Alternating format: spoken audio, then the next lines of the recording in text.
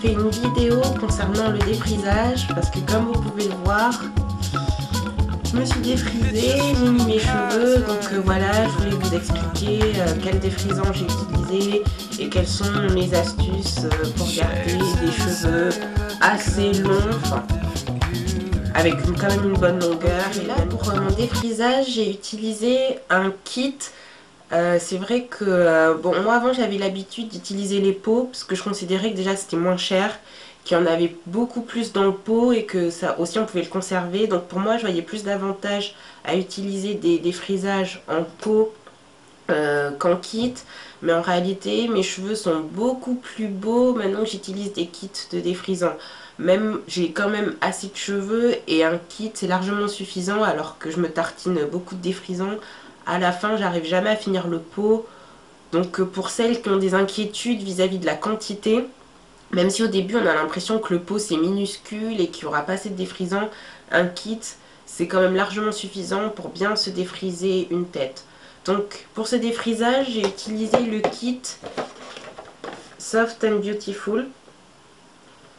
J'ai pas l'habitude d'utiliser ce kit parce que d'habitude je préfère le kit. J'utilise le kit de chez Soft Chin and Carson Optimum Care, c'est dans une boîte rouge, mais quand j'y suis allée pour le récupérer ils en avaient plus, donc il fallait bien que je choisisse un défrisant. J'avais pas le temps de courir dans d'autres magasins pour le chercher, donc du coup j'ai choisi Soft and Beautiful. C'est vrai, au début quand j'ai vu le kit j'avais quand même une mauvaise appréhension. Bon là j'ai jeté le pot, mais au début quand vous voyez la quantité qu'ils mettent de défrisant avant le mélange, il y en a vraiment très peu. Je me suis dit ils se sont moqués du monde, c'est même pas la moitié du pot qui est rempli, c'est rien du tout. Mais quand vous mélangez tous les actifs, au final vous vous retrouvez avec une bonne quantité de défrisant et j'ai même pas fini tout le défrisant sur ma tête, donc j'avais parlé un peu trop vite. Après au niveau de l'odeur, c'est comme la plupart des défrisants, c'est pas terrible quoi. La texture, c'est une texture assez crémeuse, facile à appliquer. Donc quand vous avez votre kit, il faut que vous mélangiez. Ils ont fait un nouveau système en fait où on mélange le liquide activateur. Donc ça c'est classique dans tous les défrisants kit. Et on mélange également une espèce d'huile en fait qui est censée protéger les cheveux. Et c'est vrai que bon, moi souvent les pseudo-technologies qu'ils mettent soi-disant dans les kits de défrisant pour les faire vendre, je suis assez sceptique parce que en général c'est souvent marketing et c'est pour inciter les gens à vendre. Et ça fait pas forcément du meilleur défrisant. Mais là quand même mes cheveux étaient pas trop mal. Au moment du rinçage il n'y en a pas trop qui sont tombés. Donc c'était quand même... ça va, je suis satisfaite. Surtout que le rendu, ça a quand même bien défrisé mes cheveux. Donc voilà, je me suis défrisée donc, avec Soft and Beautiful. Et j'ai utilisé tous leurs soins parce qu'à la fin ils donnent un masque. Je l'ai utilisé et ça par contre c'est nul. J'ai pas du tout aimé, mais comme je me suis fait une coloration après, j'ai refait un masque cette fois-ci avec les produits dont je vais vous parler. Et là mes cheveux sont beaucoup mieux, sont beaucoup plus beaux. Donc le masque qu'ils fournissent à l'intérieur pour nourrir les cheveux, il sentait très mauvais, il sentait vraiment pas bon et il n'était pas terrible. Donc voilà. Ensuite, une fois que j'ai défrisé mes cheveux, j'ai attendu quelques temps et je me suis fait une couleur parce qu'en fait, bon, pour ceux qui me connaissent, la dernière fois avant le tissage, en fait j'étais blonde, donc j'ai fait le tissage, mes cheveux ont poussé, j'avais les racines etc. et j'avais pas envie de redevenir blonde, donc du coup j'ai changé radicalement, j'ai voulu prendre du brun. Donc j'ai utilisé un kit de chez Franck Provo. J'ai pris la couleur châtain doré parce que vu qu'avant j'avais une base blonde, c'était plus intéressant pour moi de prendre un brun avec des reflets dorés. Ça se prêtait mieux que de prendre un brun sans reflets ou partir sur d'autres reflets, par exemple l'acajou, qui n'était pas du tout ce que j'avais avant. Donc là j'ai joué la logique, j'ai pris un brun avec des reflets dorés. Donc Franck Provo, c'est un kit que vous trouvez à 6 € environ. J'ai oublié de vous indiquer le prix, Soft and Beautiful. Je crois que je l'ai payé 7 € environ. Donc pour revenir à la coloration, donc voilà celle de chez Franck Provo. Avantage inconvénient de cette coloration. L'inconvénient c'est qu'il faut avoir un bol en plastique pour pouvoir mélanger le colorant, sinon vous pourrez pas, c'est pas les bouteilles vous savez où vous mélangez, vous appliquez directement. Non, là il vous faut un bol pour appliquer, donc bon c'est pas difficile à trouver, mais c'est vrai que c'est un peu ennuyeux je trouve de devoir fournir soi-même son matériel pour pouvoir appliquer. C'est un inconvénient. L'avantage c'est que comme en fait il donne un pinceau avec pour pouvoir appliquer, du coup on a une application beaucoup plus précise au final que vous savez les bouteilles où vous mettez directement.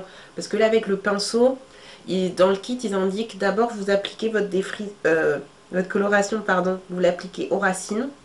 D'abord vous faites des sections, comme quand vous déprisez, vous faites des sections sur votre tête, vous appliquez le colorant uniquement sur les racines. Et une fois que vous avez appliqué sur les racines, là, vous étendez la coloration sur le reste des cheveux. Et c'est vrai que bon, moi j'avais l'habitude d'être un peu brouillon quand j'appliquais le colorant, j'appliquais un peu n'importe comment. Et là, du coup, cette méthode, ça permet d'être beaucoup plus précise. Et en fait, ça rappelle la méthodologie qu'utilisent les coiffeurs quand ils vous font votre couleur. C'est d'abord les racines et ensuite ils appliquent au reste du cheveu. Et ça permet vraiment d'avoir une coloration plus uniforme. Donc ça, c'est un bon point. L'autre bon point de cette coloration, c'est que j'avais lu dans un magazine, ils expliquaient que en fait, dans la gamme Franck Provo, ils avaient travaillé afin que même les cheveux les plus foncés prennent les reflets de leur couleur. Ils avaient travaillé voilà, pour que leur kit donne des jolis reflets. Et je confirme, bon c'est vrai peut-être qu'à la caméra, on voit quand même, mais en vrai, c'est aussi tout au plus même joli. Ça donne vraiment des très très bons reflets. Donc c'est vrai que sur ce point-là, ils ont quand même bien travaillé. Parce qu'il y a beaucoup de couleurs où vous vous rendez compte, enfin des kits, vous achetez, vous mettez, et vous n'avez pas forcément les reflets qui vont avec. Surtout en brun, moi souvent j'ai été déçue, j'avais pas forcément toujours les reflets, c'était juste brun, c'est tout. Et là, ça fait vraiment un reflet chaud qui est vraiment intéressant, enfin qui moi personnellement me va mieux au teint qu'un brun basique sans reflet. Donc sur ça j'étais contente. J'étais un peu surprise aussi pour cette coloration. Au niveau de la quantité, j'en avais quasiment plus pour faire mes cheveux, ce qui est très rare. D'habitude j'ai toujours, je finis jamais les bouteilles de colorant parce que j'ai pas les cheveux très longs, hein. Mais là j'ai raclé jusqu'au bout le bol où j'avais mélangé. J'avais c'était vraiment limite. Donc par exemple si vous utilisez cette coloration pour les tissages, là obligatoirement vous devez acheter 2 kits, hein. Ça il tiendra pas. Donc voilà, j'étais assez surprise au niveau de la quantité. C'était assez limité. Pour finir sur cette coloration, le dernier avantage c'est que finalement comme vous utilisez un bol vous-même pour mélanger, vous pouvez conserver en fait la coloration. C'est-à-dire que si par exemple vous voulez juste faire vos racines ou juste colorer une petite partie de vos cheveux, vous mélangez un peu de poudre, non c'est pas de la poudre pardon, vous mélangez un peu du liquide et vous mélangez un peu du tube colorant dans votre bol et vous fermez en fait votre tube et vous fermez la bouteille et vous les conservez à l'abri du soleil, des fortes sources de chaleur, enfin vous les conservez au sec et vous pourrez les réutiliser, c'est même indiqué dans le kit.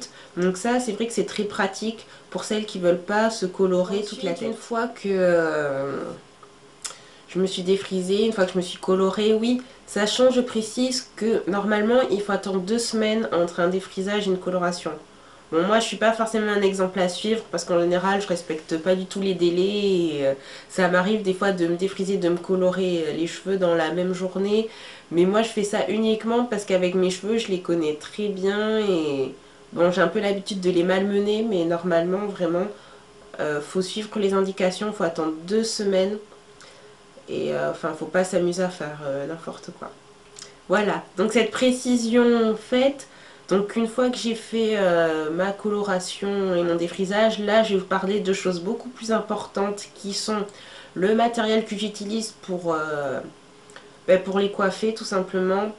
Et ensuite les soins qui vraiment c'est le point le plus important et je pense c'est ce qui doit le plus vous intéresser dans la vidéo au-delà de ce que j'ai pu utiliser, puisque voilà, vous pouvez avoir un très bon défrisant, une très bonne coloration. Mais si par la suite vous boostez pas vos soins, vous allez vous retrouver avec des cheveux secs et fourchus et c'est pas le but. Donc, pour le matériel, c'est simple. Moi, ce que je fais, c'est quand j'ai les cheveux mouillés, que je veux les sécher, duo sèche-cheveux, et je finis soit par les bigoudis, comme je vous ai déjà montré dans une vidéo précédente sur le volume, quand je veux apporter du volume, ou que je sais que je vais les attacher. Parce que c'est vrai que quand on vient de défriser ses cheveux, ils sont là, par exemple, vous voyez, ils sont très très plats, et c'est pas du tout pratique si vous voulez les attacher. Donc si vous voulez leur apporter du volume, directement vous pouvez passer au bigoudi. Moi ce que j'ai fait pour cette fois-ci, c'est que j'ai fait un brushing avec le sèche-cheveux. Ensuite j'ai utilisé le lisseur. Je n'aime pas beaucoup le lisseur, mais là c'était pour la finition. Au niveau du sèche-cheveux, j'utilise... c'est un Remington en fait. Mais quand vous regardez sur le kit, il y a écrit Jacques de Sange. Moi par exemple celui-là je l'ai acheté au Auchan en grande surface. Bon j'ai le carton, je vais pas vous le montrer, mais je vous montrerai la photo à la fin de cette vidéo. Mais c'est en fait Remington qui a fait une sorte de partenariat avec Desange et ils ont conçu voilà ce sèche-cheveux. Il a coûté 30 €. Il y a plusieurs sources de chaleur, enfin pardon, plusieurs degrés de chaleur. Il est bien, il fait bien le travail, il n'est pas extraordinaire non plus, mais voilà, ça reste un sèche-cheveux, somme toute basique. Ensuite, pour le brushing, pardon, excusez-moi, je suis très enrhumée. Ça, c'est, j'utilise une grosse brosse, oui, une grosse brosse Babyliss. Pour les petits cheveux de devant, j'utilise une brosse plus fine. J'ai déjà dû vous la montrer sur une vidéo précédente. Bon là j'ai un peu la flemme de chercher, je vous la présenterai une autre fois. Mais ça permet de réussir son brushing dans les petits endroits assez difficiles à atteindre. Dernier matériel, un lisseur. Je vous le montre, mais vraiment je l'aime pas du tout. C'est un Remington. Ça fait longtemps que je l'ai.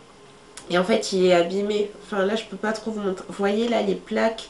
C'est en fait à force par exemple de se lisser les cheveux. Et si vous avez mis du produit dessus, ça cuit en quelque sorte. Et ça vous crée une espèce de... des couches en fait. Ça vous crée du résidu sur la plaque. Et après, quand par derrière vous vous relissez les cheveux, vous avez beaucoup plus de mal à vous lisser les cheveux. Donc du coup, vous allez passer plus de 3 fois, alors que normalement c'est 2 fois maximum. Sur une mèche de cheveux, 1 fois, 2 fois, mais pas plus. Mais après, si comme moi, après votre plaque commence à s'abîmer, vous voyez, ça va beaucoup moins bien lisser. Donc vous aurez tendance à insister sur le cheveu et c'est pas bon.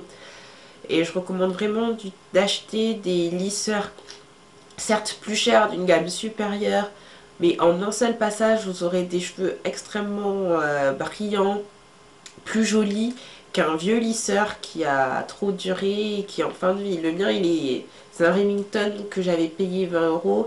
Il est complètement, ou même plus qu'à écrire Remington, il est complètement en fin de vie. Et bon, à chaque fois je me dis oui, il faut que j'aille m'acheter un nouveau lisseur. Mais c'est vrai que comme je suis restée avec le tissage assez longtemps et que mon tissage, je fais rien dessus, ben, j'ai négligé, puis je me lisse pas beaucoup les cheveux. Comme j'ai expliqué dans un tutoriel précédent, j'évite au maximum de me lisser les cheveux. Donc j'ai un peu négligé cet achat, mais en tout cas, si vous utilisez un lisseur, achetez vraiment un bon lisseur, quoi. Quitte à mettre 70 € dedans ou 50 €. Mais vraiment, vous allez voir, ça va vous sauver en partie les cheveux. Parce que bon, même un bon lisseur, ça reste néfaste pour les cheveux. Mais c'est mieux qu'un vieux lisseur en fin de vie où vous êtes obligé de passer 4 fois sur une mèche pour la lisser. C'est pas le but. Et tant que j'y suis et que je l'ai en main, le mouvement que je fais pour donner comme ça, c'est je recourbe vers l'intérieur. Bon là, mon lisseur, il n'est pas branché. C'est juste pour vous montrer le geste. Je recourbe comme ça vers l'intérieur. Comme ça, partout, ça donne ce mouvement. Pardon. Idem ici. Un des derniers outils de coiffure que je vais vous présenter, Cette fois-ci, je ne vous montrerai pas mon gros peigne à dents que j'aime tant, mais c'est vrai effectivement que quand j'ai les cheveux défrisés, ben, le gros peigne à dents, j'aime un peu moins vu que vraiment il démêle au global et que les cheveux défrisés c'est beaucoup plus fin, il faut un peigne quand même plus petit pour pouvoir démêler correctement les nœuds. Donc du coup, pas de gros peigne à dents pour aujourd'hui, mais là en fait c'est un peigne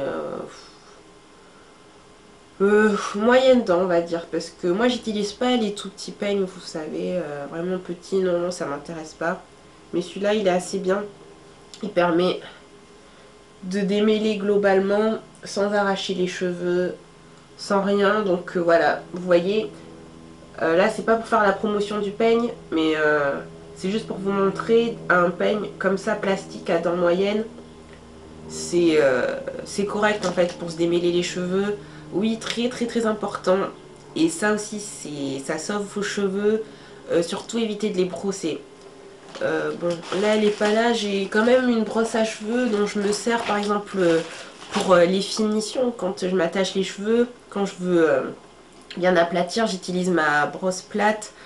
Mais vraiment, moi, par exemple, quand j'ai les cheveux lâchés comme ça, je me brosse pas les cheveux.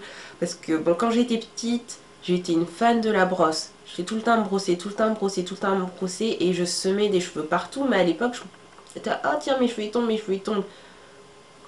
Mais en fait, je percutais pas que c'est à cause de la brosse. Et en lisant beaucoup de magazines et tout, ils disent que la brosse, ça casse beaucoup les cheveux. Même si vous prenez les brosses Pearson à 150 € et tout, il n'empêche que la brosse c'est quand même pas bon pour les cheveux. Ça abîme quand même la fibre. Donc du coup la brosse, même la brosse à brushing, ça reste exceptionnel quoi. C'est pas du tout un geste qui fait partie de ma routine beauté, j'évite un maximum. Je me balade avec le peigne rose que vous avez vu, mais pas de brosse à cheveux. S'il faut me repeigner, c'est tout simplement au doigt, j'aplatis pour laisser mes cheveux tranquilles. Parce que des fois on se rend pas compte, mais c'est des petits gestes comme ça qui vous permet, enfin moi personnellement, qui me permet de bien sauvegarder mes cheveux, de permettre entre autres, parce que j'ai d'autres astuces, mais qui permet entre autres d'avoir une bonne fibre et des cheveux assez bien sur les pointes. Donc à bannir la brosse à cheveux.